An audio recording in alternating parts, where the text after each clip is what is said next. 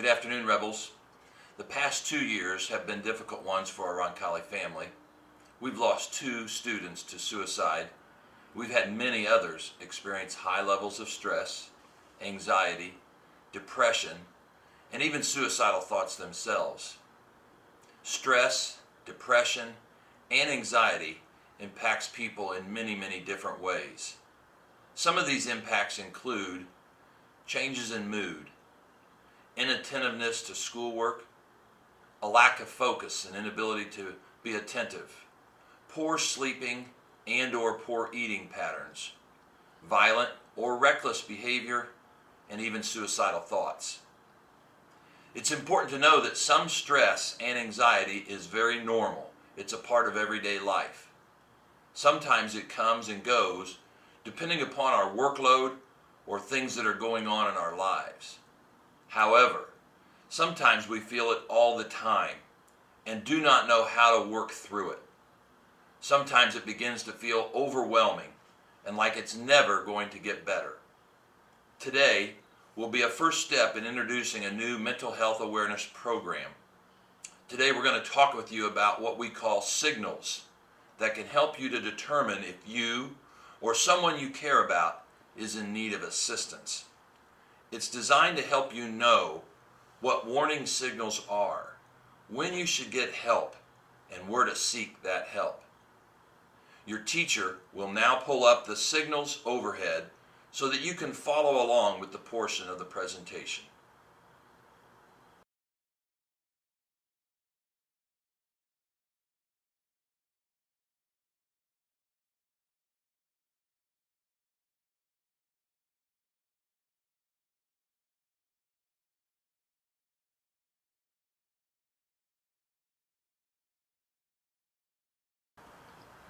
The green light represents behaviors for a healthy lifestyle. These include being connected to community, family, and friends, having established relationships with trusted adults, asking for help when necessary, maintaining positive self-esteem and good coping skills, and having a healthy spiritual life and a relationship with God. The yellow light symbolizes risk factors that should cause one to pay extra attention and to talk with someone about getting help. These include feelings of overwhelming stress, anxiety, depression, hopelessness, lack of connectedness, alcohol or drug use, impulsive and/or aggressive behaviors and tendencies, previous suicide attempts or a family history of suicide, feeling agitated or restless, and difficulty sleeping. The red light symbolizes that care and action are needed immediately. These include talking, reading, writing, or joking about committing suicide, a significant change in behavior, saying things like, "I'd be better off dead," "I wish I could disappear forever," or "there's no way out," speaking positively about death or romanticizing dying, saying things like, "If I died, people might love me more," engaging in reckless behavior or having a lot of accidents resulting in injury, giving away prized possessions, saying goodbye to friends and family as if for the last time, or seeking out weapons, pills, or other ways to kill themselves. Look at the students who are sitting around you. Each of us is facing some challenge in our life. Some of our challenges may be overwhelming. How do we help each other? Talking about it is the first step. We need to realize that talking about our problems is not a sign of weakness.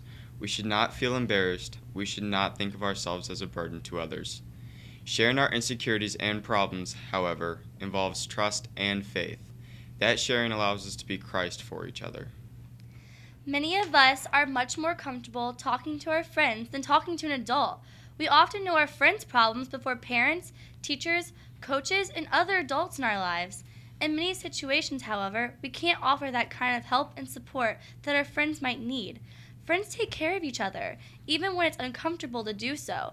That means that when our friends show signs in the red or yellow stages, we must act.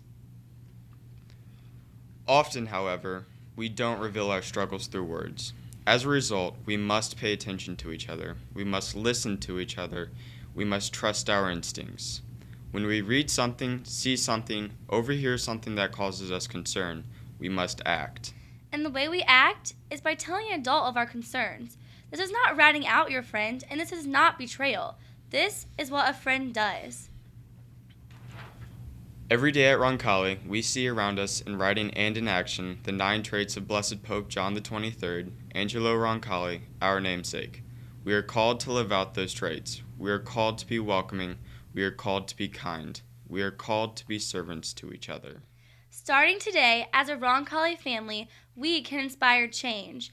We want to create a school that no matter where we look, we can find someone whose support we can rely on, someone who'll be brave enough to help us, and someone that will be the face of Christ for us. To our students, but as well to our faculty and staff, some closing comments. First and foremost, you need to know that we love you very much. We care about you. We care about your overall well-being. We also know that it's very hard to watch people that you care about struggle, or you yourself struggle. It's important that you understand that there are people who care about you and who can help. Paying attention to and noticing the warning signals is just the first step. Knowing when to get help is critical. In this next segment, your teachers will be going back through these warning signals with you. It's important to ask questions at this time if you have them. If you have friends that you are concerned about, or if you are in the yellow or red phases, that you find a trusted adult and seek help right away. Today, you will see posters with these warning signals posted around the building. We hope they will serve as a reminder to assist you in protecting yourself and those you care about. God bless you.